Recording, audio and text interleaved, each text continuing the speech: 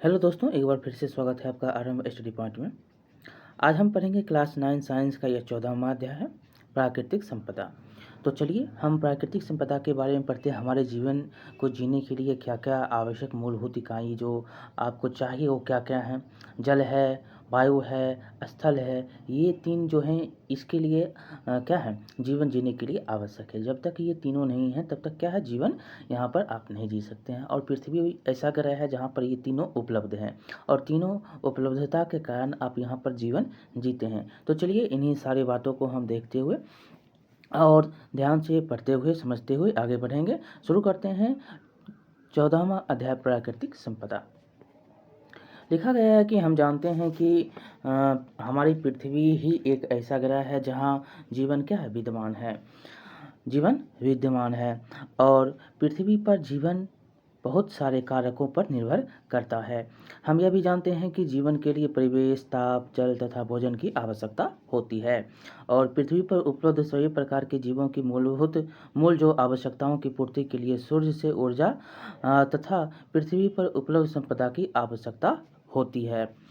सूर्य से आप ऊर्जा लेते हैं और पृथ्वी पर जो भी आवश्यकता, जैसे जल हो गया, वायु हो गया, ऊपर वायुमंडल है, नीचे जल है, स्थल है इत्यादि। और खाने पीने के लिए जो आप प्राप्त करते हैं सूर्य के ऊर्जा से, आपको जो पेड़ पौधे हैं यदि जो भी हैं, जैसे कि सब्जी है, साग है, जो भी आप उसका सेवन करते हैं, कैसे उसको आप उपजाते हैं ये आप जानते हैं। तो आगे है कि पृथ्वी पर ये संपदा कौन कौन सी हैं, इसके बारे में देखिए पढ़ेंगे कि ये क्या है, स्थल हैं, जल हैं और वायु हैं। ये तीनों जो हैं संपदा हैं। पृथ्वी की सबसे बाहरी परत को क्या बोलते हैं, स्थल मंडल बोलते हैं और पृथ्वी के 75% भाग पर क्या है, जल ही जल है और यह भूमिगत जल के रूप में भी आपको पाया जाता है। और इन सभी को क्या बोलते हैं, जो भूमिगत जल मंडल जल के रूप में भी आपको पाया जाता है, ये सभी को हम बोलते हैं जलमंडल। और वायु जो पूरी पृथ्वी को कम्बल के समान ढके रहती है, उसे क्या बोलते हैं, वायुमंडल बोलते हैं। और जीवित पदार्थ हैं वही पाए जाते हैं जहाँ पर ये तीनों अवयव स्थित होते हैं, वायु, जल और स्थल। ये तीनों जहाँ पर स्थित होंगे वहीं पर जीवन पाया जाएगा। जीवन को आश्रय देने वाला पृथ्वी का यह घेरा, जहाँ वायुमंडल, स्थल मंडल और जल मंडल एक दूसरे से मिलकर क्या करते हैं, जीवन को संभव बनाते हैं और उसे हम बोलते हैं जीव मंडल के नाम से जानते हैं। ये तीनों जो हैं मिल जाते हैं और यहाँ पर जीवन संभव हो जाता है, इसीलिए इसको क्या बोलते हैं, जीव मंडल बोलते हैं, जहाँ पर जीव रह रहे हैं। सजीव जीव मंडल के जैविक घटक को बनाते हैं। क्या करते हैं, सजीव जो हैं वो क्या करते हैं, जीव मंडल को के जैविक घटक को बनाते हैं। जैसे हम हो गए, आप हो गए और क्या है, पेड़ पौधा हो गया, ये सारे। देखिए वायु, जल, मृदा जीव मंडल के निर्जीव घटक है। कौन कौन से हैं जीव मंडल के निर्जीव घटक, तो वायु हो गया, जल हो गया और मृदा हो गया, जीव मंडल के निर्जीव घटक हैं। और यहाँ पर आपको जैविक घटक में कौन आता है, तो सजीव और सजीव जो होता है वो जैविक घटक में आता है। और निर्जीव घटक में आपको वायु, जल, मृदा, बहुत बार यहाँ से क्वेश्चन पूछे जाते हैं। आइए अब हम जो है इन अजैव घटकों जो पृथ्वी पर जीवन के संपोषण के लिए आवश्यक है, उनकी भूमिका के बारे में विस्तृत से जानेंगे। देखिए जीवन की श्वास मतलब वायु, जीवन की श्वास क्या है, वायु। जब तक आप सांस ले रहे हैं तब तक आप क्या है, जिंदा हैं। सांस खत्म, बात खत्म। वही है जो जीवन के लिए क्या है, श्वास। श्वास मतलब वायु। इसमें आप पढ़ेंगे कि बहुत सारी गैस होते हैं, जैसे नाइट्रोजन हो गया, ऑक्सीजन हो गया और कार्बन डाइऑक्साइड हो गया, तथा जल वाष्प का मिश्रण है। और वायु किसका किसका मिश्रण है, नाइट्रोजन और कार्बन डाइऑक्साइड और यहाँ पर वायु है, ऑक्सीजन है, ये सारे का क्या है, मिश्रण है ये वायु। और तथा जलवाष्प का भी मिश्रण है। यह जानकर रुचिकर है कि पृथ्वी पर जीवन वायु के घटकों का परिणाम है। क्या है, जीवन जो है पृथ्वी पर है तो वायु के घटक के परिणाम के कारण है। शुक्र तथा मंगल जैसे ग्रहों जैसे जहाँ पर कोई जीवन नहीं है। वायुमंडल का मुख्य घटक कार्बन डाइऑक्साइड है। यहाँ पर देखिए वायुमंडल का मुख्य घटक कौन है? कार्बन डाइऑक्साइड है। वास्तव में शुक्र तथा मंगल जो है ग्रहों के वायुमंडल में 95 से 97% तक कार्बन डाइऑक्साइड है। क्या है? 95 से 97% तक कार्बन डाइऑक्साइड कहाँ पर है? शुक्र और मंगल ग्रह पर। वायुमंडल का मुख्य घटक कौन सा है? Carbon dioxide. ये भी याद रखेंगे, क्वेश्चन पूछे गए हैं।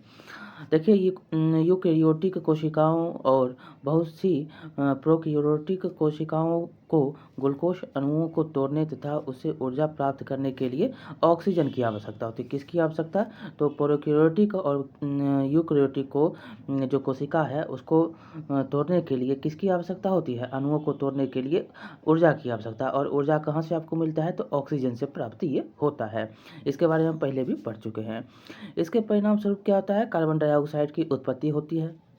और दूसरी प्रक्रिया जिसके परिणाम स्वरूप ऑक्सीजन की खपत होती है और कार्बन डाइऑक्साइड का उत्पादन होता है। ऑक्सीजन यहाँ पर खपत होगा, ऊर्जा जो आप खपत कर रहे हैं उससे क्या होगा? कार्बन डाइऑक्साइड की उत्पादन हो जाएगा और दहन की ये जो है दहन की क्रिया करेगा, मतलब जलेगा। और इससे क्या होगा? इसमें केवल मनुष्य के वे क्रियाकलाप ही नहीं जो ऊर्जा प्राप्त करने के लिए ईंधन को जलाते हैं, बल्कि जंगलों में लगी आग भी आती है। कार्बन डाइऑक्साइड से जंगल में जो आग लग रहा है उससे भी आपको मिलता है। इसके अतिरिक्त हमारे वायुमंडल में कार्बन डाइऑक्साइड की मात्रा कितना है? 1% का एक छोटा सा भाग है। मात्र 1% का एक छोटा सा भाग आपको कार्बन डाइऑक्साइड हमारे वायुमंडल में है। क्योंकि कार्बन डाइऑक्साइड दो विधियों से स्थिर होती है। कौन कौन विधि से स्थिर होती है? तो हम देखेंगे। पहला विधि, हरे पेड़ पौधे सूर्य की किरणों की उपस्थिति में कार्बन डाइऑक्साइड को ग्लूकोज में बदल देता है। क्या करता है? हरा पेड़ पौधा जो है सूर्य की उपस्थिति में कार्बन डाइऑक्साइड को किस में बदलता है? ग्लूकोज में बदल देता है। दूसरा, बहुत से समुद्री जंतु समुद्री जल में घुले कार्बोनेट से अपने कवच बनाते हैं। क्या करते हैं? जो समुद्री जंतु जो है समुद्र में, वो जल में घुले कार्बोनेट से अपना क्या बनाता है? कवच बना लेता है। इस कारण से यहाँ पर कार्बन डाइऑक्साइड का खपत होता है और यह जो है इन विधि से स्थिर है। पहला विधि जो पेड़ पौधे का है, दूसरा विधि जो समुद्री जंतु का है। और पेड़ पौधे क्या करता है? कार्बन डाइऑक्साइड को ग्लूकोज में बदल देता है। और यहाँ पर समुद्री क्या करता है? तो कार्बोनेट से अपने कवच को बनाता है। अब है जलवायु के नियंत्रण में वायुमंडल की क्या भूमिका है? उसकी भूमिका को हम पढ़ेंगे। वायुमंडल की भूमिका को हम जानते हैं कि वायुमंडल पृथ्वी को कंबल के समान ढके हुए है और हम जानते हैं कि वायु ऊष्मा का क्या है? कुचालक है। वायु ऊष्मा का कुचालक है। बहुत बार क्वेश्चन पूछे गए हैं। और आगे है कि वायुमंडल पृथ्वी की औसत तापमान को दिन के समय और यहाँ तक कि पूरे वर्ष भर लगभग नियत रखता है। वायुमंडल दिन में तापमान को अचानक बढ़ने से रोकता है और रात के समय ऊष्मा को बाहरी अंतरिक्ष में जाने की दर को कम करता है। याद रखेंगे, यहाँ से भी क्वेश्चन पूछा गया है कि वायुमंडल की विधि को बताएं तो क्या करता है? तो दिन में जो अचानक तापमान बढ़ता है उसको रोकता है और रात में जो ऊष्मा बाहर जाता है उसको भी, उसकी दर को भी वो अंतरिक्ष जाने से रोकता है। चंद्रमा के बारे में सोचे तो सूर्य से लगभग उतनी ही दूरी पर है जितना कि पृथ्वी। इसके बावजूद चंद्रमा की सतह जहां वायुमंडल नहीं है पर तापमान -190 डिग्री से 110 डिग्री के मध्य रहता है। कहाँ पर? तो चंद्रमा पर जो तापमान है -190 से बहुत ही ज़्यादा और बहुत ही कम आपको यहाँ पर वायुमंडल में तापमान मिलता है चंद्रमा पर। लगभग 300 आप जानते हैं कि पृथ्वी और चंद्रमा की दूरी जो है 3,84,000 किलोमीटर है। तो 3,84,000 किलोमीटर तो पृथ्वी और चंद्रमा की दूरी जो है लगभग उतना ही है जितना पृथ्वी की दूरी जो है सूर्य से है, ये बताया गया है। और वहाँ पर वायुमंडल ना होने के कारण जो है वहाँ पर क्या है? तापमान बहुत ही ज़्यादा और बहुत ही कम है। आगे क्रियाकलाप में कि जल से भरा एक बीकर लेंगे और मृदा या बालू से भरा एक बीकर और एक बंद बोतल में जिसमें थर्मामीटर लगा देंगे और इन सभी को सूर्य के जो है प्रकाश में 3 घंटा रखेंगे। अब जो है तीनों बर्तनों के तापमान का माप करेंगे, उसकी जो है उसी समय में भी तापमान को देखेंगे, जो सूर्य के तापमान में कितना उसका जो है डिग्री हुआ है। अब देखिए, अब उत्तर देने के लिए कहता है कि 1 या 2 में किस में तापमान ज़्यादा होता है, जो सूर्य के तापमान में है उसका क्या ताप ज़्यादा होता है। प्राप्त निष्कर्ष के आधार पर कौन सबसे ज़्यादा गर्म होता है, तो क्या होता है, समुद्र या स्थल। तो यहाँ से प्राप्त आपको पता क्या लगता है, जो समुद्र है या स्थल भर ज़्यादा आपको गर्म पड़ता है। तो यहाँ पर आप सोचेंगे तो यहाँ पर सबसे ज़्यादा कौन गर्म होता है, तो समुद्र। और क्या छाया में वायु के तापमान बालू तथा जल के तापमान के समान होगा। आप इसके कारण के बारे इस कारण के बारे में क्या सोचते हैं, क्या तापमान में छाया में क्यों मापा जाता है, क्योंकि जो है वहाँ पर आप देखते होंगे कि तापमान में क्या होता है, सूर्य का प्रकाश कम आता है। आगे है क्वेश्चन कि क्या बंद बोतल या शीशे के बर्तन में लिया गया हवा तथा तापमान और खुले में लिया गया हवा का तापमान समान है, नहीं, दोनों क्या होते हैं, अलग हो जाते हैं। जो बंद है उसमें तापमान क्या होगा, ज़्यादा होगा। इसके कारण ये बाहर के बारे में आप क्या सोचते हैं, प्रायः जो है क्या हम प्रायः इस तरह की घटनाओं से अवगत होते हैं। देखिए, जैसा कि इसमें दिखाया भी गया है कि जैसा कि हमने देखा कि बालू तथा एक समान जो जल है गर्म नहीं होते हैं, क्या होते हैं, अलग अलग होते हैं। और आप जो है आप उनके ठंडा होने की दर के बारे में क्या सोचते हैं, और क्या हम अपने अनुमान की सत्यता के बारे में प्रयोग कर सकते हैं। देखिए, वायु की गति और पवनें।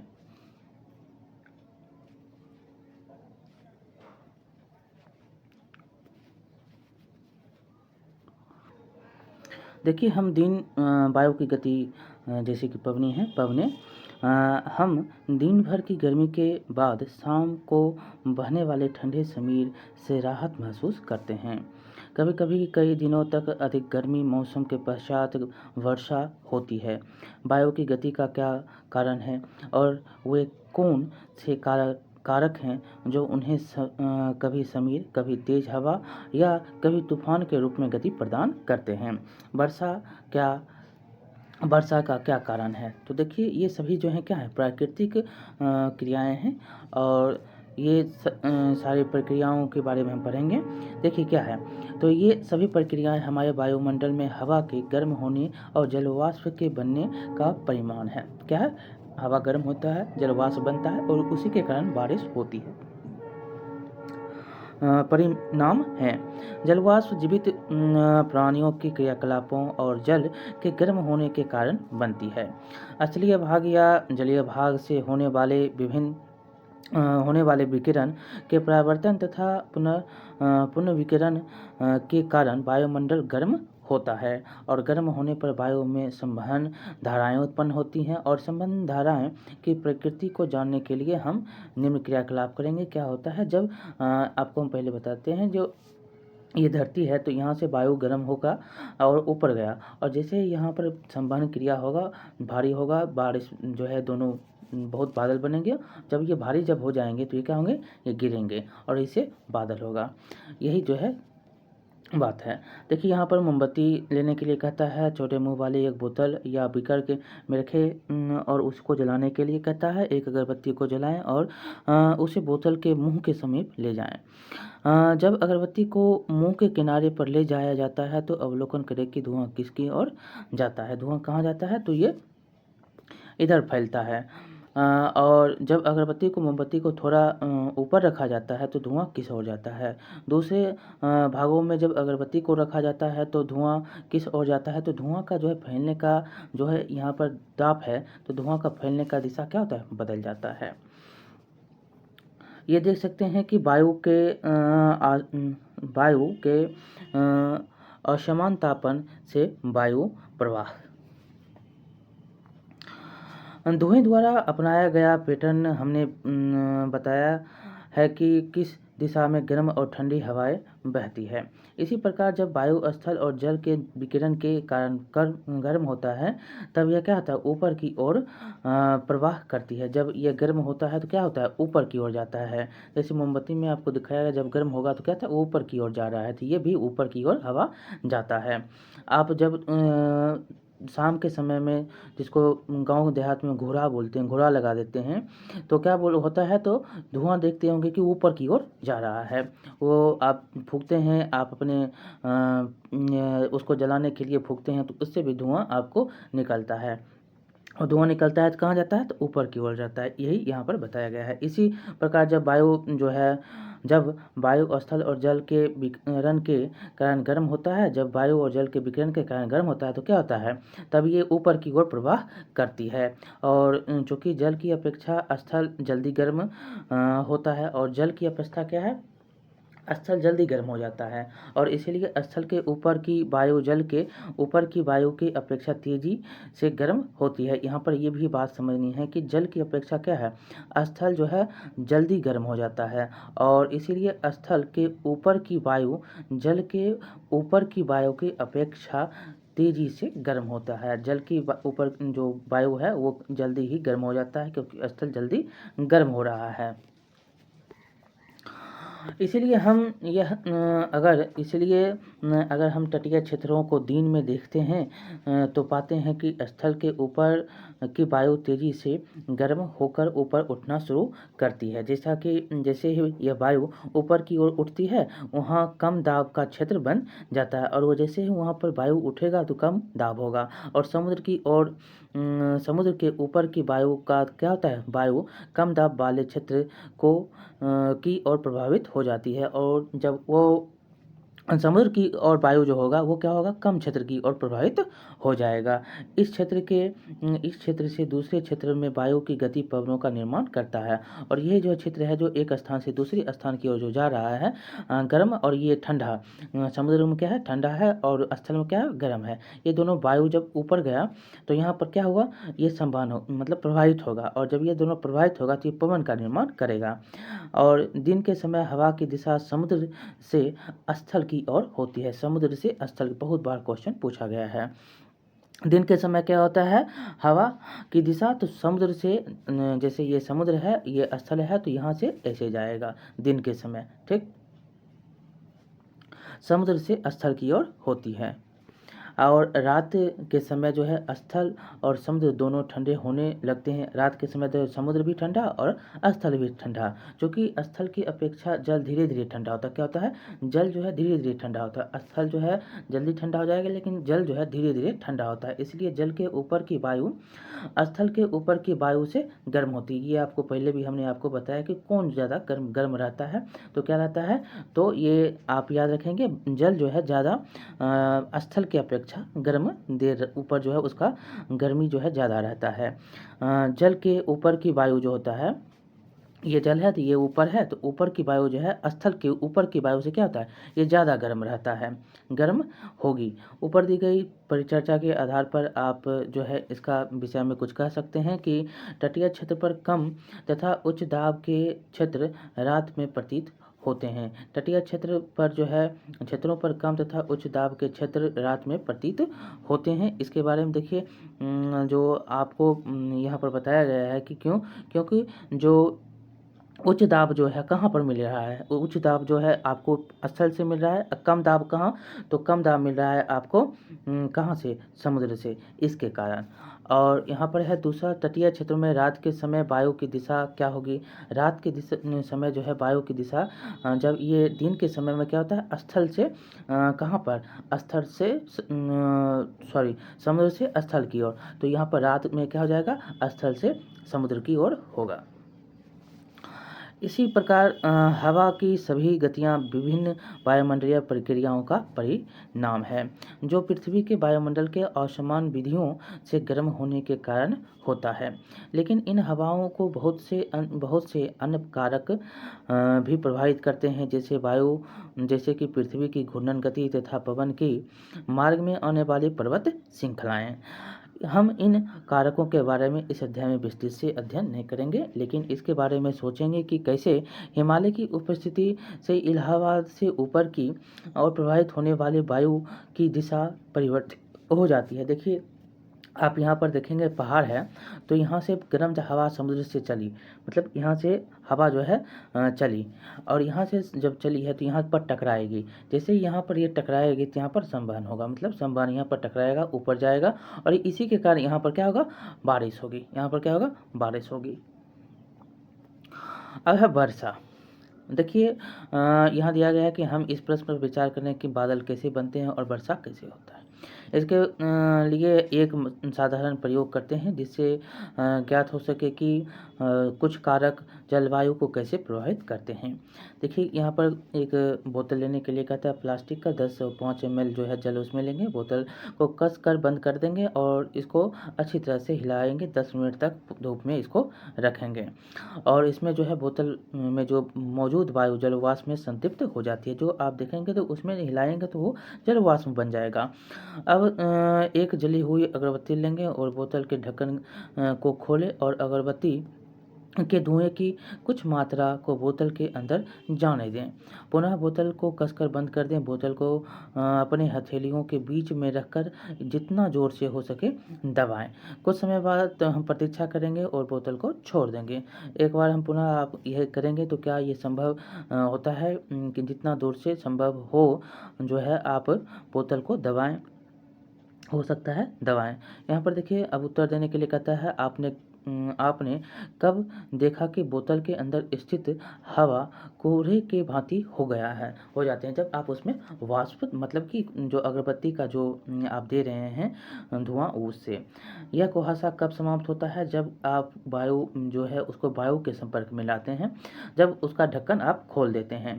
बोतल के अंदर दाब कब अधिक है, तो बोतल के अंदर कब दाब अधिक है, जब धुआं है। कुहासा दिखाई देने की स्थिति में बोतल के अंदर का दाब कम है या अधिक है, ज़्यादा है। इस प्रयोग के के लिए बोतल के भीतर धुएं की आवश्यकता क्यों है, क्योंकि उसका दाब जब यहाँ धुआं पर आएगा तो ये इसका क्या होगा, जगह जो भी उसको छेकेगा और उससे क्या होगा, दाब जो होगा ज़्यादा हो जाएगा। क्या होगा जब आप इस प्रयोग को बिना अगरबत्ती के धुएं से करेंगे। जब ऐसा प्रयत्न करें तब देखेंगे कि परिकल्पना सही है या नहीं है। देखिए, बहुत छोटे स्तर पर उपरोक्त प्रयोग को दोहराने के लिए कहता है। और क्या होता है जब जल वाष्प से भरी हुई वायु उच्च दाब वाले क्षेत्र से कम दाब वाले क्षेत्र में या इसके विपरीत प्रवाहित होती है। दिन के समय जब जलीय भाग गर्म हो जाता है तब बहुत बड़ी मात्रा में जलवाष्प बन जाती है। जब जो है जलीय भाग गर्म होता है तो क्या होता है, जलवाष्प बनता है, ऊपर चला जाता है जल वाष्प की कुछ मात्रा विभिन्न जैविक क्रियाओं के कारण वायुमंडल में चली जाती है, और यह वायु भी गर्म हो जाती है। गर्म वायु अपने साथ जलवाष्प को लेकर ऊपर की ओर उठ जाती है। जब ये जलवाष्प क्या करेगा, जलवाष्प को लेकर गर्म जो वायु होगा वो ऊपर की ओर जाएगा। जैसे ही वायु ऊपर की ओर जाती है यह फैलती है और ठंडी हो जाती है, और क्या होगा, ये फैलेगा। ये जलवाष्प जो है वायु के साथ जो गया है वो क्या होगा, फैलेगा और ठंडा होगा। ठंडा होने के कारण हवा में उपस्थित जलवाष्प छोटी छोटी बूंदों के रूप में ये संघनित हो जाएगा, और क्या होगा, ये छोटा जो गया है वायुमंडल में जलवाष्प, वो छोटा छोटा बूंद बन जाएगा। किसकी उपस्थिति में, तो ये ठंडा जो हो रहा है वायुमंडल की उपस्थिति में, ठंडा होने के कारण जो है हवा में उपस्थित जलवाष्प क्या हो जाएगा, छोटा छोटा बूंद बन जाएगा। ठीक, और यह जब बूंद होगा, छोटा छोटा बूंद में ये संघनित हो जाएगा, तब जल का यह संघनन सहज होता है। और यदि कुछ कण नाभिक की तरह कार्य करके अपने चारों ओर बूंदों को जमा होने देते हैं, और यह करता है क्या, तो ये बूंदों को थोड़ा बूंद जो है वो जमा होते रहता है, वो जमा होने देते हैं। सामान्यतः वायु में उपस्थित धूल के कण तथा दूसरे निलंबित कण नाभिक के ऊपर कार्य करते हैं, और धूल का कण और नाभिक जो है उसके ऊपर काम करता है। जब जो है एक बार जब जल की बूंदें निर्मित हो जाती है तो वे संघनित होने के कारण क्या होता है, बड़ी हो जाती है। जब ये संघनित हो रहा है, बड़ा हो रहा है, तो क्या होगा, ये बड़ा हो जाएगा। और जब ये बूंदें भारी बड़ी और भारी हो जाती है तब ये वर्षा के रूप में नीचे की ओर गिरने लगती है। जब यही जो है भारी हो जाएगा तो क्या होगा, ये संघनित जल जो है ये भारी होगा तो ये नीचे वर्षा के रूप में आपको गिरता है। इस तरह से बारिश होती है, आपने समझ लिया होगा। कभी कभी जब वायु का तापमान काफ़ी कम हो जाता है तब ये हिमवृष्टि अथवा ओले के रूप में अवक्षेपित हो जाती है। यहाँ पर क्वेश्चन आपसे पूछा भी जाता है हिमवृष्टि कैसे होता है, जब जो है तापमान जो है काफ़ी कम हो जाता है तब ये हिमवृष्टि या ओला बनता है। अब है कि वर्षा का जो है पैटर्न पवनों के पैटर्न पर निर्भर करता है। भारत के बहुत बड़े भूभाग में अधिकतर वर्षा दक्षिण पश्चिम और उत्तर पूर्वी मानसून के कारण होती है। बहुत ही बार क्वेश्चन यहाँ से पूछे गए हैं। दक्षिण पश्चिम और उत्तर पूर्वी मानसून के कारण जो है ज़्यादा बारिश होती है भारत में। हमने मौसम सूचनाओं में भी सुना है कि बंगाल की खाड़ी पर वायु का दबाव कम होने के कारण कई जो है क्षेत्रों में वर्षा हुई है। वायु का दबाव क्या होता है, कम होता है, उसके कारण बारिश होने लगती है। ये देख सकते हैं बंगाल की खाड़ी का क्षेत्र जो है उत्तर पूर्वी ये क्षेत्र है और दक्षिण पश्चिम का क्षेत्र ये है। देख लीजिए दक्षिण पश्चिम का ये क्षेत्र और उत्तर पूर्वी का ये क्षेत्र, यहाँ से बारिश आपको होती है। क्रियाकलाप लिखा गया है कि पूरे देश में होने वाली बारिश के बारे में आप यहाँ पर पैटर्न बनाएंगे और जो उसे मापा जाता है, जो आपको कैसे बारिश को आप मापते हैं इसके बारे में टीवी में देखने के लिए कहता है और आप सूचना एकत्र करेंगे। महीने में कब बारिश होती है इसके बारे में भी बताने के लिए कहता है। क्रियाकलाप में आप देखिए, क्रियाकलाप में कहता है कि आपने पहले भी पढ़ा है कि बारिश जो हो रही है तो गर्जन क्या होता है, कब आता है। बारिश में आप देखते होंगे जब बादल में आपको हमेशा जब बादल गरजते हैं तो बिजली क्या होता है, चमकता है। पहले बादल गरजता है या बिजली पहले चमकता है, तो पहले क्या होता है, बादल गरजता है उसके बाद बिजली चमकता है।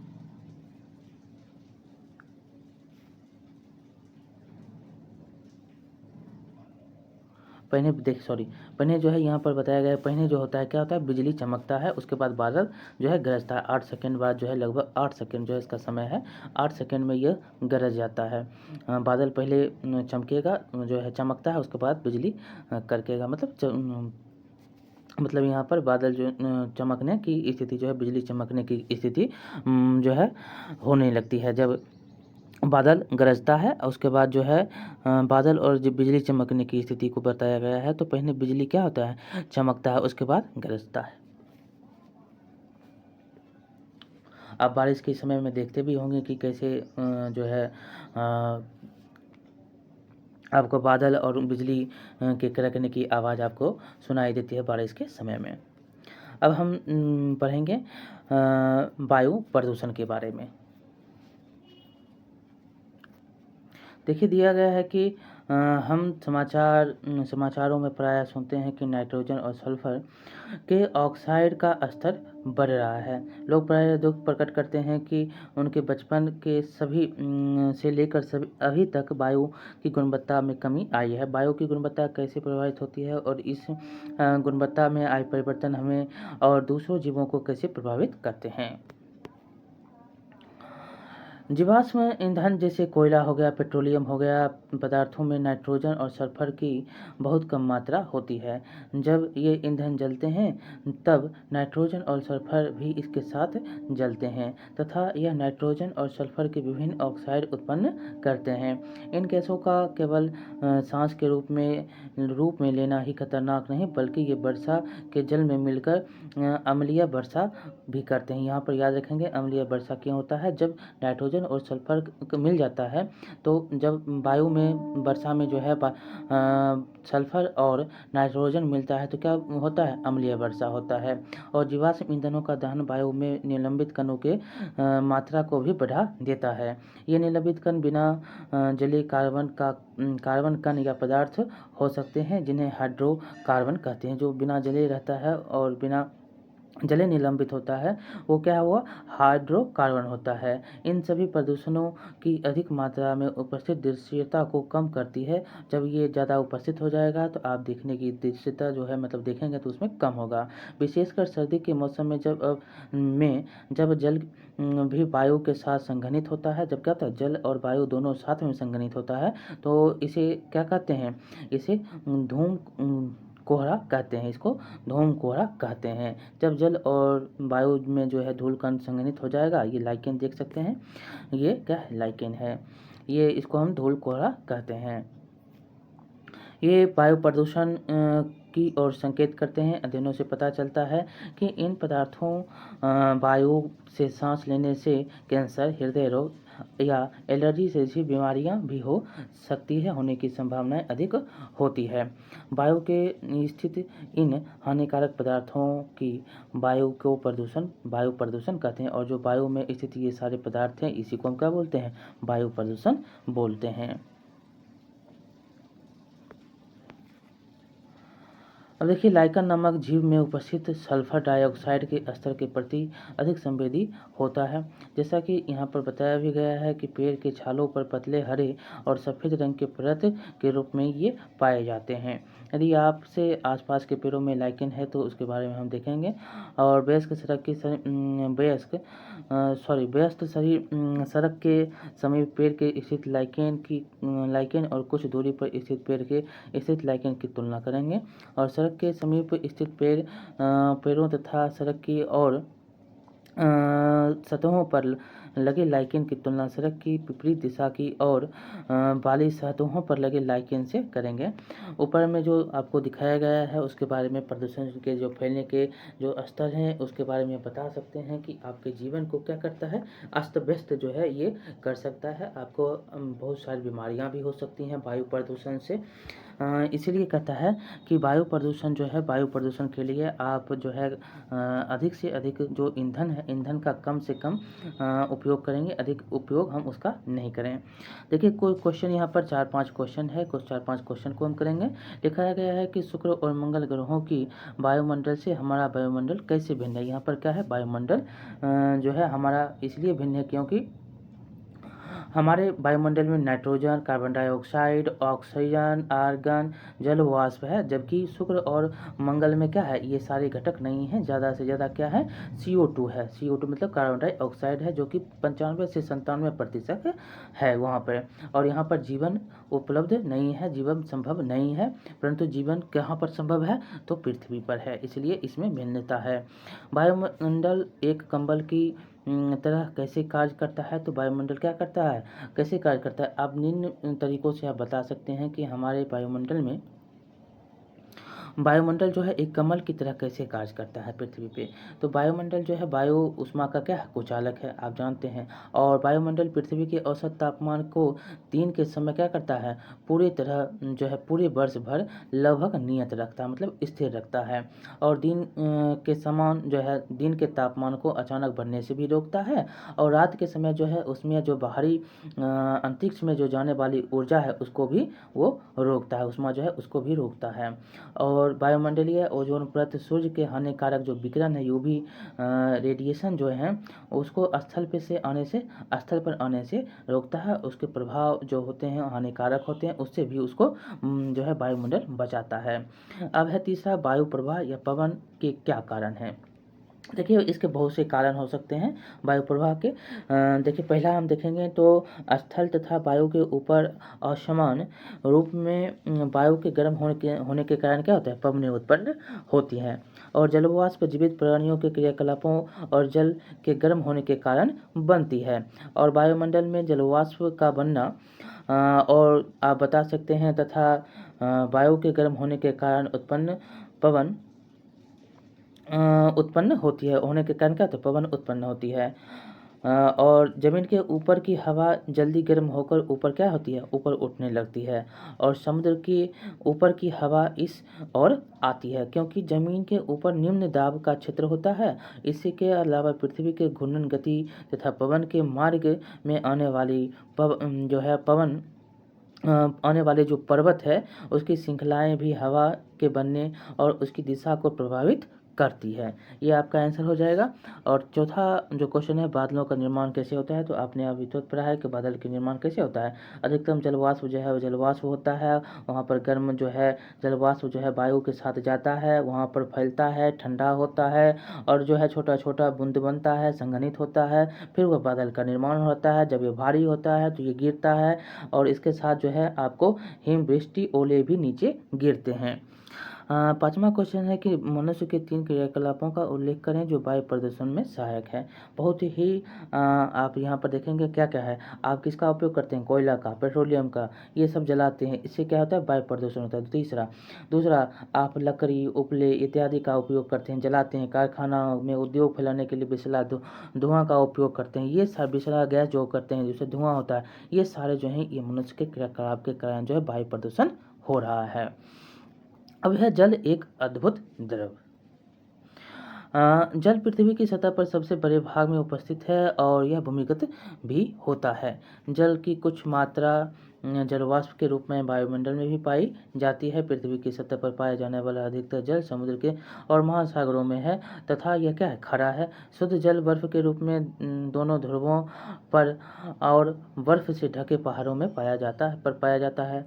और भूमिगत जल और नदियाँ, झीलों, तालाबों, नदियों तथा ये जल भी शुद्ध होता है। जो भूमिगत जल होता है वो शुद्ध होता है। जो भूमिगत जल है, नदी है, झील है, तालाब है, ये जल भी शुद्ध होता है। फिर भी इस जल की उपलब्धता विभिन्न स्थितियों पर क्या है, भिन्न भिन्न होती है। गर्मी में अधिकतर स्थानों पर क्या होता है, जल की कमी होती है और ग्रामीण इलाकों में जहाँ जल आपूर्ति की व्यवस्था नहीं, वहाँ लोगों का क्या होता है, अधिकतर दूरी जो है तय करनी पड़ती है जल लाने के लिए।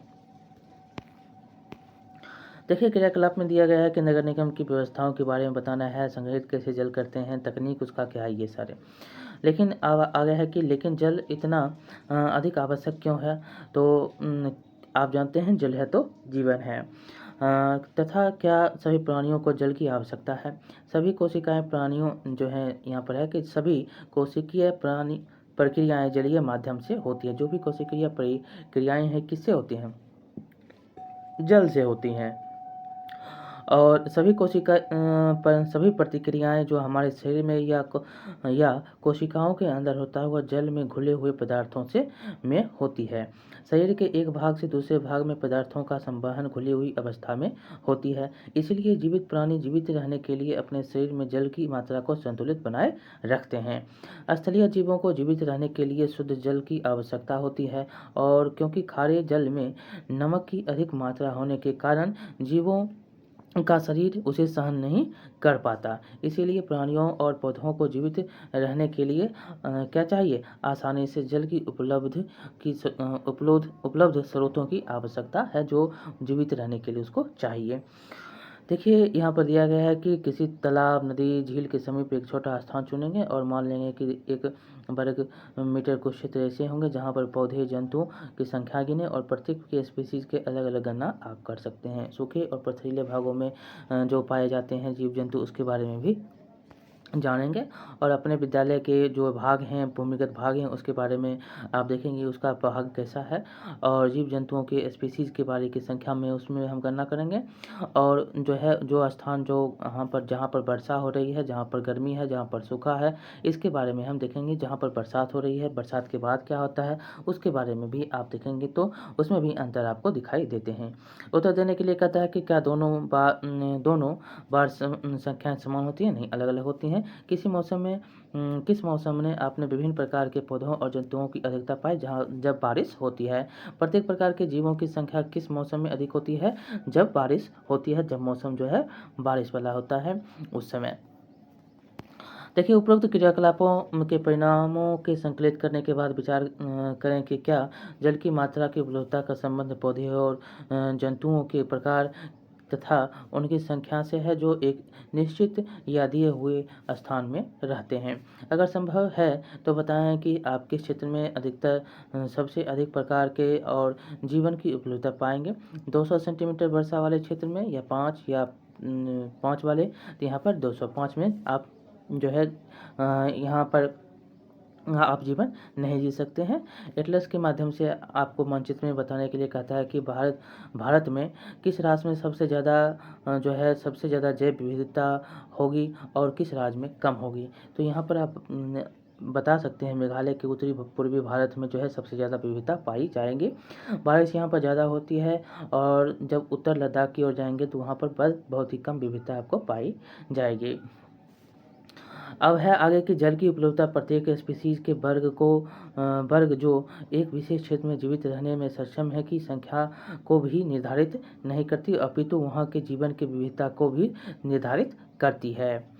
यद्यपि जल की उपलब्धता ही केवल एक कारक नहीं है जो उस क्षेत्र में जीवन के लिए आवश्यक है, दूसरे कारक जैसे कि तापमान और मिट्टी की प्रकृति भी महत्वपूर्ण कारक हैं, लेकिन जल एक महत्वपूर्ण संपदा है और जो जीवन को स्तर पर निर्धारित करता है। अब देखिए जल कैसे प्रदूषित हो रहा है, जल प्रदूषण कैसे हो रहा है उसके बारे में है कि जल उन कीटनाशकों और उर्वरकों को भी घोल लेता है जिसका उपयोग हम खेतों में करते हैं। अतः इन पदार्थों की कुछ प्रतिशत भाग जल में चला जाता है और हमारे शहर या नगर के नालों का जल और उद्योगों का कचरा भी कहाँ नदियों या झीलों में संग्रहित हो जाता है। कुछ विशेष उद्योगों की बहुत सारी क्रियाओं में शीतलता बनाए रखने के लिए जल का प्रयोग किया जाता है तथा इस प्रकार निष्पादित गर्म जल को जलाशय में वापस लौटा दिया जाता है। जहां बांध से जल को छोड़ दिया जाता है तब नदियों के जल के तापमान पर भी प्रभाव पड़ता है। गहरे जलाशय के अंदर का जल सूर्य के द्वारा गर्म ऊपर की सतह के जल की तुलना क्या होता है शीतल होता है। जो गहरा होता है उसमें जल ऊपर में थोड़ा गर्म होगा लेकिन नीचे क्या होगा ठंडा रहता है। ये सभी जलाशयों में पाए जाने वालों के लिए विभिन्न प्रकार के प्रभावित कर सकते हैं। ये कुछ जीवों की वृद्धि के प्रोत्साहन करते हैं तो कुछ को हानि पहुंचाते हैं और ये इस प्रणाली में उपस्थित विभिन्न जीवों के संतुलन को बिगाड़ सकते हैं। देखिए अतः हम निम्नलिखित प्रभावों को दिखाने के लिए जल प्रदूषण के कुछ यहाँ पर प्रयोग हैं। देखिए पहला क्या है तो जलाशयों में अनैच्छिक पदार्थों का मिलना। ये जो है पदार्थ पीरक नाशी या उर्वरक हो सकते हैं जो खेतों में उपयोग होते हैं या वे कागज उद्योग में प्रयुक्त होने वाले विषैले पदार्थ जैसे कि पारा के लवण हो सकते हैं। ये बीमारी फैलाने वाले जैसे कि हैजा फैलाने वाले बैक्टीरिया भी हो सकते हैं। दूसरा है कि इच्छित पदार्थों की जलाशयों को हटाना। घुली हुई ऑक्सीजन जल में रहने वाले पदार्थों और जंतुओं के द्वारा उपयोग की जाती है। किसी भी तरह का परिवर्तन हो जब घुली हुई ऑक्सीजन की मात्रा कम हो जाती है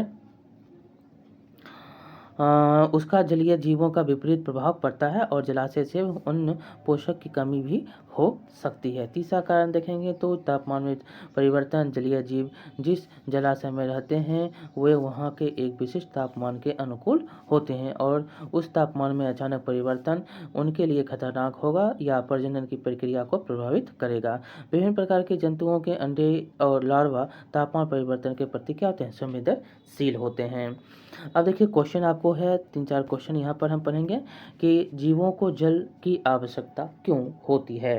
बहुत ही इम्पोर्टेंट है क्यों है जल की आवश्यकता। तो शरीर में सभी जीवों की क्या है कोशिकीय यह प्रक्रिया जलीय माध्यम से होती है। शरीर में जो है एक भाग से दूसरे भाग में पदार्थों का संवहन क्या होता है घुली अवस्था में होता है और शरीर कितना है 70% जो है शरीर जो है मनुष्य का शरीर जो है 70% जल से ही है। मतलब भार जो है जल का भाग कितना है 70% है और जल कुछ प्राणियों के लिए क्या है आवास भी है और स्थलीय जीवों में शुद्ध जल की आवश्यकता होती है क्योंकि खारे जल में क्या होता है नमक अधिक होता है और इसके कारण जो है शरीर जो है उसका सहन नहीं कर सकता है खारे पानी को। और हमारे शरीर के अंदर क्या होता है कोशिकाओं में होने वाली अभिक्रियाएं उन पदार्थों में होती है और जो है यहाँ पर उन पदार्थों में जो भी आपके शरीर के लिए क्या आवश्यक है। आगे है दूसरा क्वेश्चन जिस गांव शहर नहर में आप रहते हैं वहां पर उपलब्ध जल के मुख्य स्रोत क्या है। देखिए मुख्य स्रोत जल के स्रोत होते हैं नगर पालिका में रह रहे हैं जल वितरण प्रणाली होता है कुआं होता है और नदियां होती है वर्षा जल संग्रहण होता है जिसको टैंक या डैम बोलते हैं भौम जल भी होता है ये सारे। तीसरा है क्या आप किसी क्रियाकलाप के बारे में जानते हैं जो इस जल के स्रोत स्रोत को प्रदूषित करता है। जैसे यहाँ पर देखिए बहुत सारे शहर में जो है नगर या जो नाले के जो पानी है वो कहाँ नदियों में जाती है, उद्योग के पानी नदियों में जाती है, झील में प्रवाहित की जाती है। इससे कारण क्या होता है, खेतों के उपयोग किए गए उर्वरक जो होते हैं तथा कीटनाशक जो होते हैं, ये सारे जो हैं जल में प्रदूषण को फैलाते हैं। अब हम पढ़ेंगे मृदा में खनिज की प्रचुरता।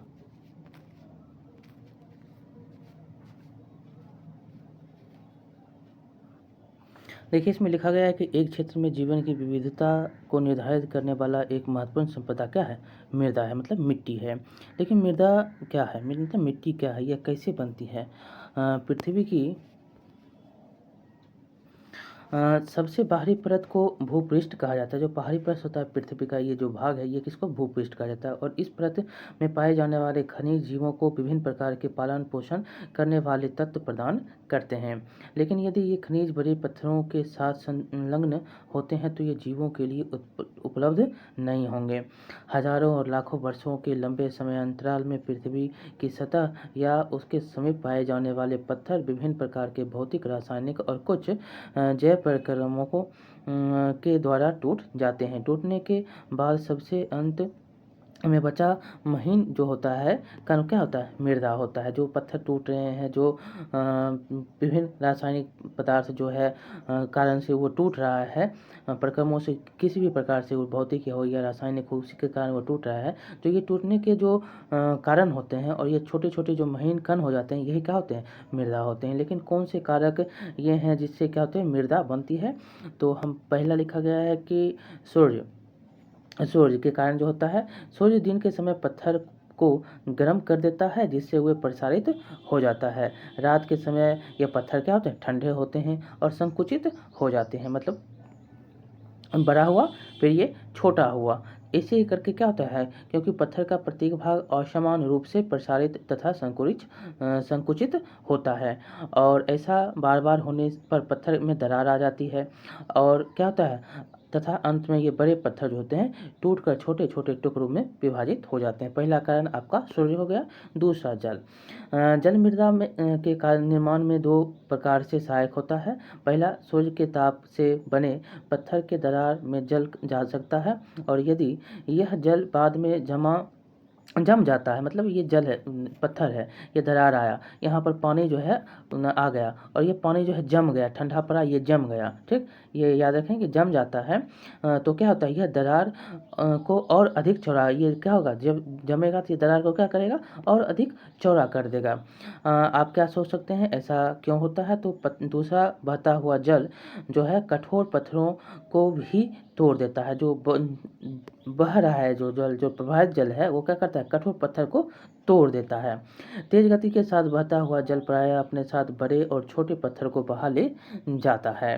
ये पत्थर दूसरे पत्थरों के साथ टकराकर छोटे छोटे कण में बदल जाते हैं और जब जल पत्थरों के इन कणों को अपने साथ ले जाता है और आगे निक्षेपित कर देता है, मतलब अपने साथ वो ले गया पत्थर के कण को और ले जाकर कहीं पर निक्षेपित कर देता है। तो इस प्रकार मृदा मूल पत्थर के रूप में दूर जो है काफ़ी दूर वाले स्थानों पर पाई जाती है। अब तीसरा है वायु। वायु से क्या होता है, जिस प्रकार जल में जो है पत्थर एक दूसरे से टकराने के कारण टूटते हैं, उसी प्रकार तेज हवा जो है, हवा के कारण क्या होता है, हवाएं भी पत्थर को तोड़ देती है। वायु जल की तरह जो है बालू को एक स्थान से दूसरे स्थान तक ले जाती है। अब अगला है कि जीव भी मृदा के बनने की प्रक्रिया को प्रभावित करते हैं। लाइकेन, जिसके बारे में हमने पहले पढ़ा है कि पत्थर की सतह पर भी ये उगते हैं। इस प्रक्रम में जो क्या होता है, वो एक पदार्थ को छोड़ते हैं तथा दूसरे जो है छोड़ते हैं जो पत्थर की सतह को चूर्ण के समान कर देता है। वह एक पदार्थ छोड़ता है जिसको पत्थर हो जाता है चूर्ण, और मृदा की एक पतली परत का निर्माण वो कर देता है। अब एक सतह पर मोस है, जैसे दूसरे छोटे पौधे उगने में सक्षम होते हैं और ये पत्थर को और अधिक तोड़ते हैं और बड़े क्या करता है और क्या होगा उसके बाद, तो बड़े पेड़ों की मूल कभी कभी पत्थरों में बनी दरारों में चली जाती है। आप देखते होंगे कि पत्थर में भी आपको पेड़ पौधे आपको दिखाई देते हैं, वे दरार चौड़ी हो जाती है और पत्थर भी इससे जो है चौड़ी होने के कारण भी पत्थर टूटता है। यहाँ पर क्रियाकलाप में कुछ मृदा लें और जल में बीकर भर लें, और यही जो है यहाँ पर करना है कि जब हम देखते हैं तो ये जमा होता है तो क्या उसके पश्चात जो है वो फैलता है तो क्या होता है, टूटता है। ये यहाँ पर क्रियाकलाप में दिया गया है। देखिए, जैसा कि आपने देखा है कि मृदा एक मिश्रण है। इसमें विभिन्न आकार के छोटे बड़े टुकड़े मिले होते हैं और इसमें सड़े गले जीवों के टुकड़े भी मिल जाते हैं, जिसे ह्यूमस कहा जाता है। जो मृदा में सड़ा गला टुकड़ा यहाँ पर देखेंगे जो मिल रहा है, वो उसको क्या बोलते हैं, ह्यूमस बोलते हैं। इसके अतिरिक्त मिट्टी के विभिन्न प्रकार के सूक्ष्म जीव भी मिले होते हैं। मृदा के प्रकार का निर्णय उसमें पाए जाने वाले कणों के औसत के प्रकार के जो है आधार पर करते हैं, आकार द्वारा निर्धारित किया जाता है। मृदा के गुण को उसमें स्थित ह्यूमस के मात्रा और पाए जाने वाले सूक्ष्म जीवों के आधार पर किया जाता है। मृदा की संरचना का मुख्य कारण क्या है, ह्यूमस है। और क्योंकि यह मृदा को संरंध्र बनाता है, मतलब संरंध्र मतलब पतला पतला जो आप लाइन देख रहे हैं, जो उसके मिट्टी में जो है पानी जाने के लिए रास्ता होता है, ये बनाता है। और यह जो है वायु तथा जल की भूमि के अंदर जाने में सहायक होता है। खनिज पोषक तत्व जो उस मृदा में पाए जाते हैं वह उस पत्थर पर निर्भर करते हैं जिससे वो बना है। जिस मृदा पर कौन सा पौधा होगा, इस पर निर्भर करता है कि उस मृदा में पोषक तत्व कितने हैं, ह्यूमस की मात्रा कितनी है और उसकी गहराई क्या है। इस प्रकार मृदा की ऊपरी परत में, जिसमें मृदा के कणों के अतिरिक्त ह्यूमस और सजीव स्थित होते हैं, उसे को हमको क्या बोलते हैं, उसे हम ऊपर मृदा बोलते हैं, ऊपरी मृदा बोलते हैं। और ऊपरी मृदा की गुणवत्ता जो होती है, जो उस क्षेत्र में जैविक विविधता को निर्धारित करती है, ये क्या है, एक महत्वपूर्ण कारक है। देखिए, आगे है कि आधुनिक खेती में कीटनाशकों और उर्वरकों की बहुत ही बड़ी मात्रा में प्रयोग हो रहा है। लंबे समय तक इन पदार्थों को उपयोग करने से मृदा के सूक्ष्म जीव मृत हो जाते हैं और मृदा की संरचना को नष्ट कर दे सकते हैं, जो कि मृदा के पोषक तत्वों को पुनर्चक्रण करते हैं। ह्यूमस बनाने के में सहायक भूमि में स्थित केचुए को भी ये समाप्त कर सकते हैं। अगर संपोषणीय खेती नहीं की जाए तो उपजाऊ मृदा जल्द बंजर में परिवर्तित हो सकती है। उपयोगी घटकों का मृदा से घटना और दूसरे हानिकारक पदार्थों का मृदा में मिलना, जो कि मृदा की उर्वरता को प्रभावित करते हैं और उसमें स्थित जैविक विविधता को नष्ट कर देते हैं, इसे भूमि प्रदूषण कहते हैं। और जो जैविक विविधता है, जो भी जैविक क्रियाएं हो रही हैं, उसको नष्ट कर देता है और इससे भूमि प्रदूषण होता है। आगे है कि मृदा जिसे हम आज एक स्थान पर देखते हैं वह लंबे समय अंतराल के पश्चात निर्मित हुई है। यद्यपि कुछ मृदा को एक स्थान पर जो है निर्मित करने वाले कुछ कारक हैं, इसको किसी दूसरे स्थान पर स्थानांतरित करने के लिए उत्तरदायी हो सकता है। मृदा के महीन कण प्रभावित वायु जल के साथ भी स्थानांतरित हो सकते हैं। मृदा के समस्त कणों के स्थानांतरित हो जाने पर कठोर पत्थर बाहर आ जाता है। इस प्रक्रिया में एक महत्वपूर्ण संपदा की हानि हो जाती है, क्योंकि पत्थर पर उर्वरता क्या है, नग्न है। क्रियाकलाप में दिया गया है कि एक ही तरह के 2 ट्रे लेंगे और उन्हें मृदा से भर देंगे और एक ट्रे के सरसों और दूसरे में मूंग अथवा धान के हरे पौधे जो चने होंगे उसको रोप देंगे। और दोनों ट्रे में तब तक जल दे तब तक कि जिस ट्रे के पौधे में जो है ट्रे में पौधा रोपा गया है वह पौधों की वृद्धि से ढक नहीं जाए। यह सुनिश्चित करें कि दोनों ट्रे एक ही कोण पर झुके हों। दोनों ट्रे में समान मात्रा में जल इस तरह से डालें कि जल बाहर की ओर निकल जाए। ट्रे से बाहर जाने वाली मृदा की मात्रा का अध्ययन करेंगे और जो क्या बहने वाली मृदा की मात्रा दोनों ट्रे में समान है। अब कुछ ऊंचाई से दोनों ट्रे में जो है समान मात्रा से जल डालेंगे और जितना आपको पहले आपने उसमें जल डाला है उतना ही जल जो है जल की मात्रा जो है उसमें 3-4 बार डालेंगे। अब मृदा की मात्रा का अध्ययन करेंगे, जो ट्रे से बाहर चली गई है और जो ट्रे में है उसकी अध्ययन आप करेंगे। तो देखेंगे क्या होता है, जब आप पानी डालते हैं तो मृदा जो ऊपर में उर्वरक होती है वो क्या होता है, बह जाता है, मतलब बाहर चला जाता है। ये देख सकते हैं बहते हुए ऊपरी मृदा, और ऊपरी सतह पर यहाँ पर देख सकते हैं ये क्या है, बहता हुआ मृदा है। ये आपका जो उपजाऊ होता है वो क्या होता है, पानी के बहाव से भी वो एक स्थान से दूसरे स्थान की ओर गमन करता है। आगे है कि पौधों की जड़ें मृदा के अपरदन मतलब अपरदन को रोकने में महत्वपूर्ण भूमिका निभाती है। जो जड़ है अगर पानी दे रहे हैं तो उसको रोकता है, मिट्टी को अपरदित मतलब जाने से रोकता है। जंगलों को काटना जो पूरे विश्व में हो रहा है, न केवल जैविक विविधता को नष्ट कर रहा है बल्कि मृदा के अपरदन के लिए भी उत्तरदायी है। वनस्पति के लिए सहायक ऊपरी मृदा अपरदन की प्रक्रिया में तीव्रता से घट सकती है। यह पहाड़ी और पर्वतों वालों भागों में तुरंत गति से होता है। मृदा के अपरदन की इस क्रिया जो मृदा अपरदन को रोकना बहुत ही कठिन है। सतह पर पाए जाने वाले वनस्पति जल को परतों के अंदर जाने में महत्वपूर्ण भूमिका निभाती है। जो सतह पर पाया जाता है वनस्पति, वो जल को परतों के अंदर क्या करता है, जाने में महत्वपूर्ण भूमिका निभाता है। इसीलिए कहता है कि पेड़ पौधे को आप नहीं काटेंगे, वनस्पति इससे क्या होता है, ह्रास होता है। यहाँ पर देखिए दिया गया है कि 2-3 क्वेश्चन है, उसको हम पढ़ेंगे।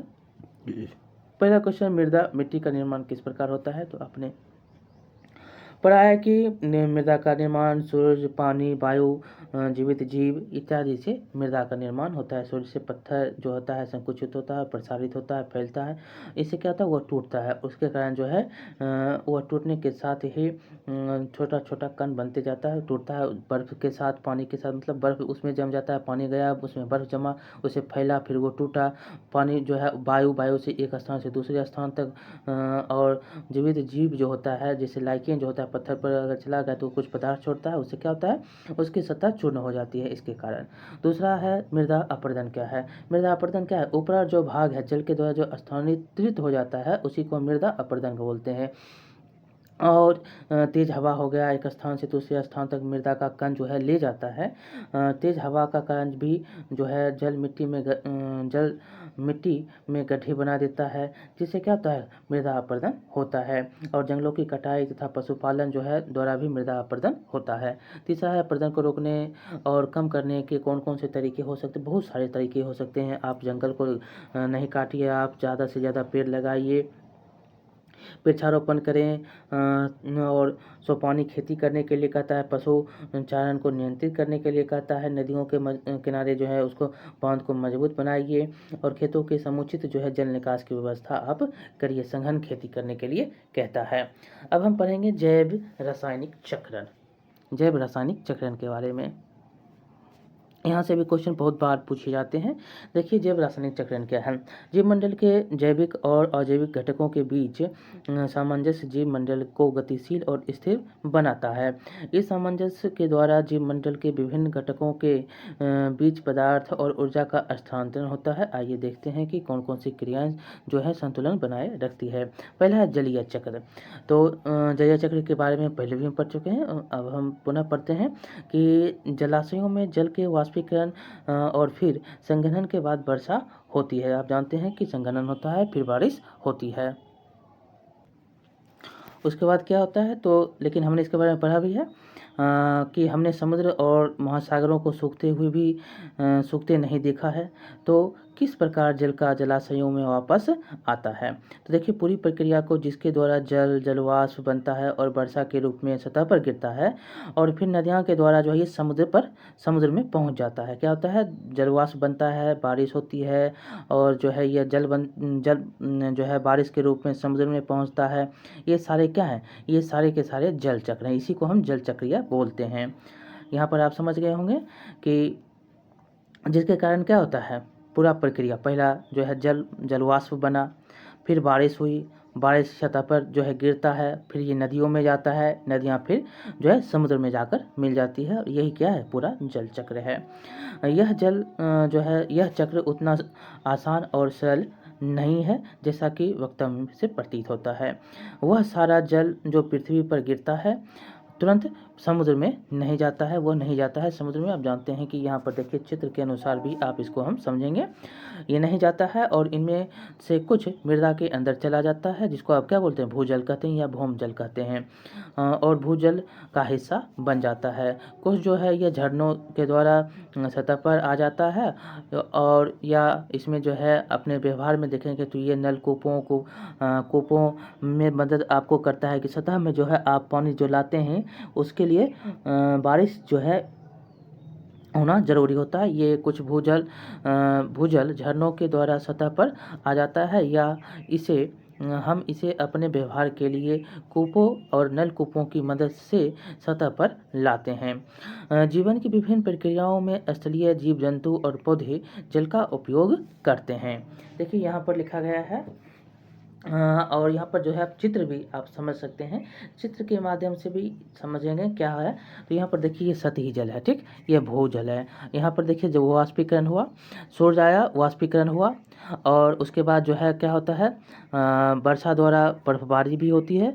यहाँ पर देखिए सूर्य के द्वारा क्या होता है, सूर्य के द्वारा यहाँ पर संघनित तो बारिश हो रही है, यहाँ पर बादल बना, फिर वाष्पोत्सर्जन हुआ, फिर शोषण यहाँ पर देखेंगे हो रहा है। यहाँ पर क्या होता है, बकरी है, ये शोषण की क्रिया हो रही है, और ये वाष्पोत्सर्जन हुआ है, ऊपर जा रहा है। ये दोनों कहाँ, वाष्पोत्सर्जन ऊपर, और सूर्य की क्रिया कहाँ, नीचे आ रहा है। किसको किसको, तो पेड़ पौधा हो गया, धरती हो गया, इत्यादि को। और इसके कारण जो है यहाँ पर संवहन होता है, और इसके कारण जो क्या बनता है, बादल बनता है। बादल बनता है और बादल क्या फिर नीचे आता है, बारिश बन के। ये देख सकते हैं बारिश जो है नीचे आ रहा है, ये क्या है, नीचे आ रहा है, बारिश बन के नीचे आ रहा है। ये सारी क्रियाएं जो होती हैं, देख सकते हैं बादल बना, यहाँ पर बादल बना। ये सारी जो क्रियाएं हैं वह क्या होता है, जलीय चक्र का है।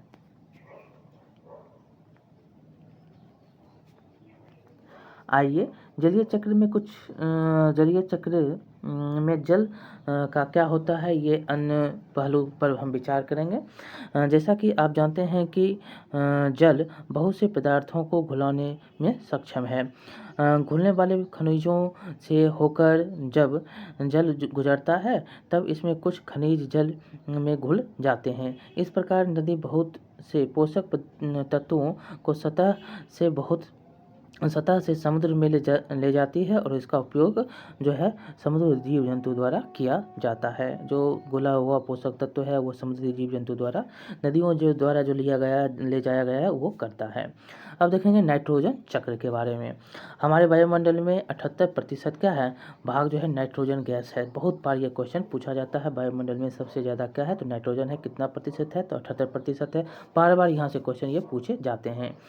यह गैस जो जीवन के लिए आवश्यक है, बहुत सारे अणुओं का भार है, जैसे प्रोटीन, न्यूक्लिक अम्ल, DNA और RNA तथा कुछ विटामिन। नाइट्रोजन जो होता है दूसरे जैविक यौगिकों में भी पाया जाता है, जैसे कि एल्केलाइड तथा यूरिया। इसलिए नाइट्रोजन जो है सभी प्रकार के जीवों के लिए एक आवश्यक पोषक है। सभी जीव रूपों द्वारा वायुमंडल में उपस्थित नाइट्रोजन गैस के प्रत्यक्ष उपयोग से जीवन सरल हो जाएगा। यद्यपि कुछ प्रकार बैक्टीरिया को छोड़ कर दूसरे जीव रूप निष्क्रिय नाइट्रोजन परमाणुओं और नाइट्रेस तथा नाइट्राइड्स जैसे दूसरे आवश्यक अणुओं को बदलने में सक्षम नहीं है। नाइट्रोजन स्थिरीकरण करने वाले ये बैक्टीरिया या तो स्वतंत्र रूप से रहते हैं या द्विबीजपत्री पौधों की कुछ स्पीशीज के साथ पाए जाते हैं। साधारणतः यह नाइट्रोजन को स्थिर करने वाले बैक्टीरिया फलीदार पौधों की जड़ों में एक विशेष प्रकार की संरचना मूल ग्रंथिका में पाई जाती है। और इन बैक्टीरिया के अलावा नाइट्रोजन परमाणु नाइट्रेस और नाइट्रेट्स और नाइट्राइट्स में भौतिक क्रियाओं के द्वारा बदलते हैं। और बिजली चमकने के समय वायु में पैदा हुआ उच्च ताप तथा दाब नाइट्रोजन के ऑक्साइड में बदल देता है। जब आपको ये चमकता है बिजली तब, और ये ऑक्साइड जल में घुलकर नाइट्रिक तथा नाइट्रस अम्ल बनाते हैं, और जल में घुल जाता है तो नाइट्रस और नाइट्रस अम्ल बनाता है, और वर्षा के साथ भूमि की सतह पर गिरता है। और विभिन्न जो है ये क्या करता है, उसका उपयोग विभिन्न जीव रूपों द्वारा किया जाता है। ये देख सकते हैं प्रकृति 2000 नाइट्रोजन चक्र कैसे बनता है। तो नाइट्रोजन चक्र हम बढ़िया से जो है अच्छे से देखेंगे। देखिए जीव जंतु है, यहाँ पर गया नाइट्रस से क्या बना, नाइट्रेट से बना, ठीक। यहाँ पर देखिए नाइट्रेट से बना और यह फिर जो है कहाँ पर आ रहा है, यहाँ पर ये जो है यहाँ पर आ रहा है, कहाँ पे, यहाँ पे। तो ये हरे पौधे, पेड़ पौधे, जीव जब दब ये सारे बने और इससे फिर से अमोनियाकरण जो होता है, ये अमोनियाकरण हो गया। इससे 3-4 काम हो रहे हैं, यहाँ पर समझेंगे आप।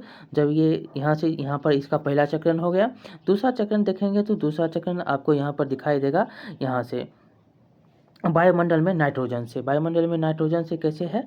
तो दूसरा चक्र में देखेंगे ये है, तो यहाँ पर देखेंगे नाइट्रोजन स्थिरीकरण हो रहा है, हरे पेड़ पौधे सारे ले रहे हैं स्थिरीकरण से, इसे नाइट्रिफिकेशन हो रहा है। क्या हो रहा है, नाइट्रिफिकेशन हो रहा है। और नाइट्रिफिकेशन से क्या होता है, यहाँ पर वायुमंडल में औद्योगिकरण और स्थिरीकरण से, और इसके बाद जो है ये नाइट्रिफिकेशन फिर होता है और उसके बाद नाइट्रेस बनता है, उसके बाद डी नाइट्रोफिकेशन होता है, फिर ये वायुमंडल में ये चला जाता है। वायुमंडल में नाइट्रोजन जो है पूरा होता है, ये है नाइट्रोजन का चक्र। इस प्रकार से देख सकते हैं, यहाँ से यहाँ आया, यहाँ से फिर ये चक्र यहाँ पर गया, फिर यहाँ से चक्र यहाँ पर गया, ऐसे करके ये चक्र नाइट्रोजन का वायुमंडल में चलते रहता है। अब है कि नाइट्रोजन संयोजी अणु बनाने में प्रयुक्त होने वाले रूपों के निर्माण के पश्चात नाइट्रोजन का क्या होता है। सामान्यतः देखेंगे तो पौधे नाइट्रेट्स और नाइट्राइट्स को ग्रहण करते हैं। क्या करते हैं, नाइट्रेट्स और नाइट्राइट्स को ग्रहण करते हैं, कौन, पौधे, और तथा उन्हें अमीनो अम्ल में बदल देता है, इसको अमीनो अम्ल में बदल देता है, जिसका उपयोग क्या होता है, उपयोग प्रोटीन बनाने में होता है। और कुछ दूसरे जैसे रासायनिक विकल्प हैं जिसका प्रयोग नाइट्रोजन वाले दूसरे जटिल यौगिकों को बनाने में होता है। इन प्रोटीनों और दूसरे जटिल यौगिकों का प्रयोग जंतुओं द्वारा किया जाता है। जब जंतु या पौधे की मृत्यु हो जाती है तो मिट्टी में मौजूद अन्य बैक्टीरिया विभिन्न यौगिकों में स्थित नाइट्रोजन को नाइट्रेट्स और नाइट्राइट्स में बदल देता है। जो बैक्टीरिया है वो क्या करता है, नाइट्रोजन को नाइट्रेट्स और नाइट्राइट्स में बदल देता है, तथा अन्य तरह के बैक्टीरिया इन नाइट्रस और नाइट्राइट्स को नाइट्रोजन तत्व में बदल देता है। और ये जो अन्य तरह की बैक्टीरिया जो होता है, ये दोनों को नाइट्रस और नाइट्राइट्स को नाइट्रोजन तत्व में बदल देता है। इसी प्रकार प्रकृति में एक नाइट्रोजन का चक्र होता है, जिससे नाइट्रोजन वायुमंडल में अपने मूल रूप में से गुजरता हुआ मृदा और जल में साधारण परमाणु के रूप में बदलता है और तथा जीवित प्राणियों में और अधिक जटिल यौगिक के रूप में बदल जाता है। फिर यह साधारण परमाणु के रूप में वायुमंडल में वापस चला जाता है। अब है कार्बन का चक्र। हम कार्बन चक्र को देखेंगे तो कार्बन चक्र है कार्बन पृथ्वी पर बहुत सारी अवस्थाओं में पाया जाता है। इसका कार्बन के चक्र को हम देखें, बहुत सारी अवस्था में पाया जाता है। यह अपने मूल तत्व में हीरा ग्रेफाइट में पाया जाता है, यौगिक के रूप में। यह वायुमंडल में कार्बन डाइऑक्साइड के रूप में, यौगिक के रूप में भी जो है यह वायुमंडल में जो है कार्बन डाइऑक्साइड के रूप में, विभिन्न प्रकार के खनिजों में कार्बोनेट के रूप में पाया जाता है। जबकि सभी कार्बन का नाम है, तो जबकि सभी जीव रूप कार्बन आधारित अणुओं जैसे प्रोटीन, कार्बोहाइड्रेट, वसा, न्यूक्लिक अम्ल और विटामिन पर निर्धारित होते हैं। विटामिन पर क्या, ये सारे के सारे विटामिन पर आधारित होते हैं। बहुत सारे जंतुओं के बाहरी और भीतरी कंकाल भी कार्बोनेट लवणों से बने होते हैं। जो भीतरी और बाहरी जो कंकाल होता है, किससे बना होता है, कार्बोनेट से बना होता है। प्रकाश संश्लेषण की क्रिया जो सूर्य की उपस्थिति में उन सभी पौधों में होती है जिनमें क्लोरोफिल होता है। इस मूल क्रिया द्वारा कार्बन जीवन के विभिन्न प्रकारों में समाविष्ट होता है। यह प्रक्रिया वायुमंडल में या जल में घुले कार्बन डाइऑक्साइड को ग्लूकोज अणुओं में बदल देती है।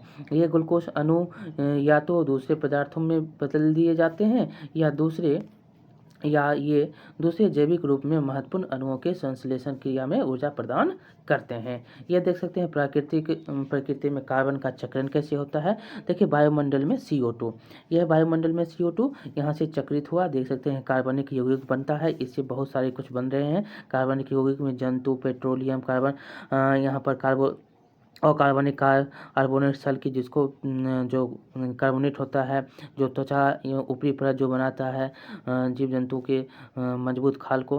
और ये है आपका पानी में कार्बोनेट, चूना पत्थर बनता है CO2 से, और कोयला बनता है CO2 से। शोषण की तथा विघटन की प्रक्रिया के साथ ये वायुमंडल में पुनः चला जाता है और कार्बनिक युग्म के द्वारा भी ये पुनः वायुमंडल में चला जाता है और फिर से बनता है CO2। देखिए, जीवित प्राणियों को ऊर्जा प्रदान करने के लिए प्रक्रिया में ग्लूकोज का उपयोग होता है, और शोषण की क्रिया द्वारा ग्लूकोज को कार्बन डाइऑक्साइड में बदलने के लिए ऑक्सीजन का उपयोग भी हो सकता है और नहीं भी।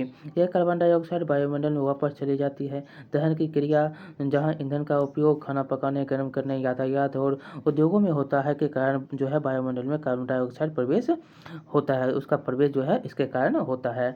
और वास्तव में जब औद्योगिक क्रांति हुई और मानव के ने बहुत बड़े पैमाने पर जीवाश्म ईंधनों को जलाना शुरू किया, तब ये वायुमंडल में कार्बन डाइऑक्साइड की मात्रा क्या हो गई, दोगुनी हो गई। और जल की सतह कार्बन का भी विभिन्न भौतिक और जैविक क्रियाओं के द्वारा पुनर्चक्रण होता है।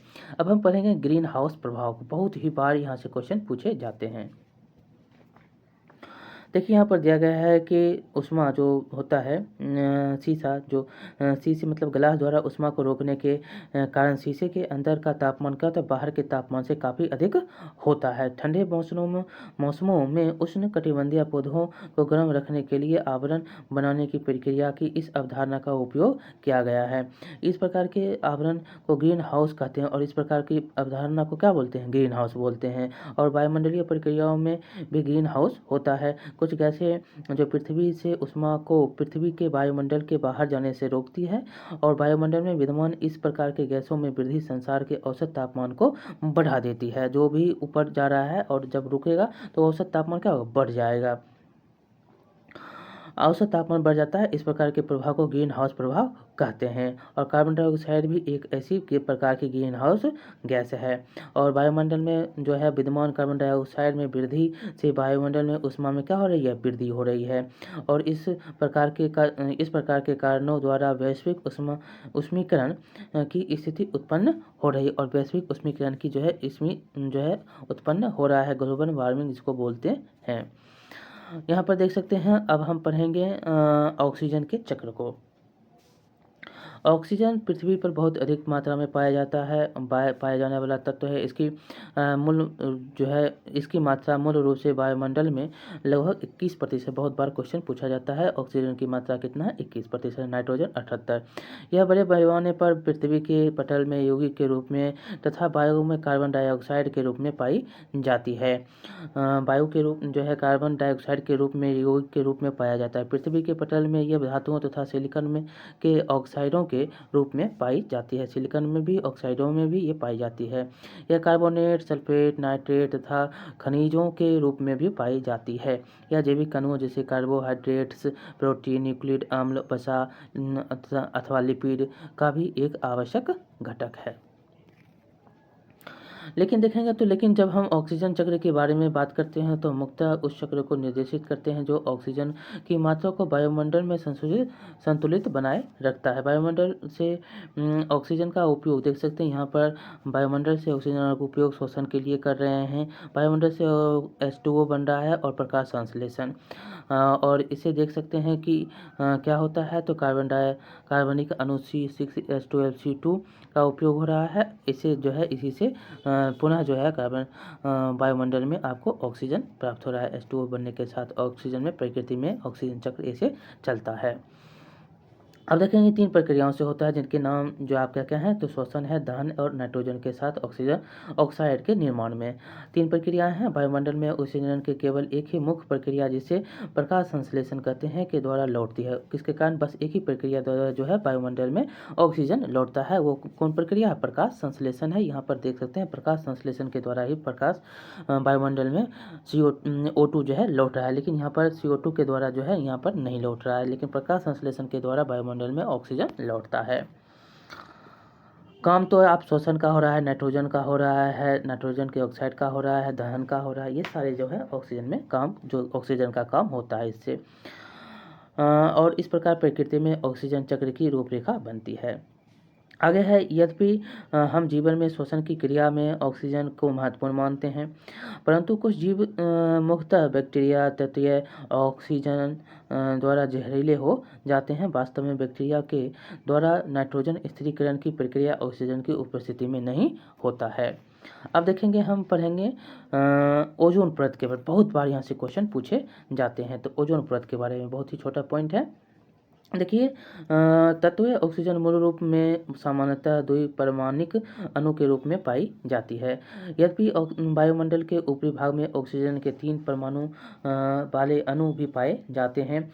इसका सूत्र जो है O3 है। क्या है? O3। परमाणु 3 है, तो इसलिए इसका सूत्र क्या है? O3 है, ओजोन का O3। तथा इसे हम क्या बोलते हैं? ओजोन बोलते हैं। ऊपरी भाग में पाया जाता है। ऑक्सीजन के समान द्विपरमाणिक अणु के विपरीत ओजोन विषैला होता है। यह हम जो है भाग्यशाली हैं कि ओजोन पृथ्वी की सतह के नज़दीक स्थिर नहीं रह पाता। यह पृथ्वी के आने वाले हानिकारक विकिरणों को क्या करता है? अवशोषित करती है। इस प्रकार यह उन हानिकारक विकिरणों को पृथ्वी की सतह पर पहुंचने से उसको रोकता है, जो कि जीव रूपों के लिए हानि पहुंचा सकता है। CFC वायुमंडल में स्थिर अवस्था में उपस्थित हो जाते हैं, और CFC जो है क्लोरीन तथा फ्लोरीन युक्त कार्बन यौगिक है।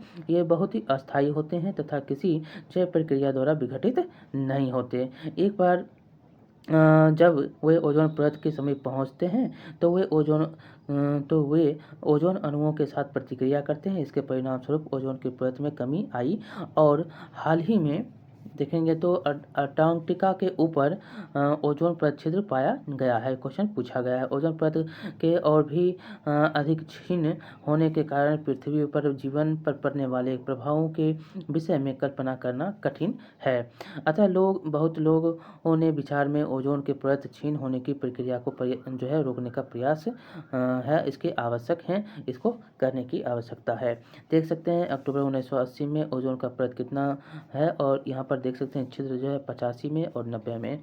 अंटार्कटिका के ऊपर जो है ओजोन परत के छिद्र जो कि मेजेंटा रंग में दिखाए गए हैं, यहाँ पर देख सकते हैं।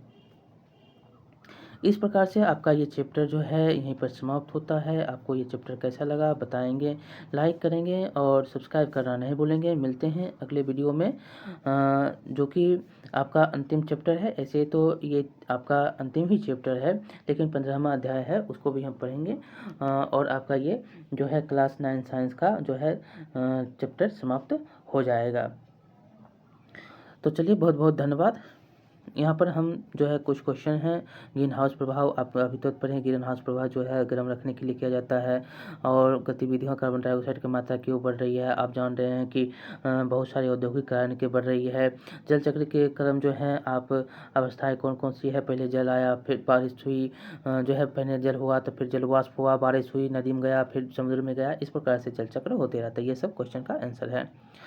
वायुमंडल में पाए जाने वाले ऑक्सीजन के 2 रूप कौन कौन से हैं? आप देख सकते हैं कि वायुमंडल में जो ऑक्सीजन पाए जा रहे हैं, 2 रूप आपको नाइट्रोजन हो गया, यहाँ पर देख सकते हैं नाइट्रोजन हो गया, और नाइट्रोजन के साथ ऑक्साइड हैं। ये सारे जो हैं प्रक्रियाएं हैं ऑक्सीजन के। और यहाँ पर हम देखेंगे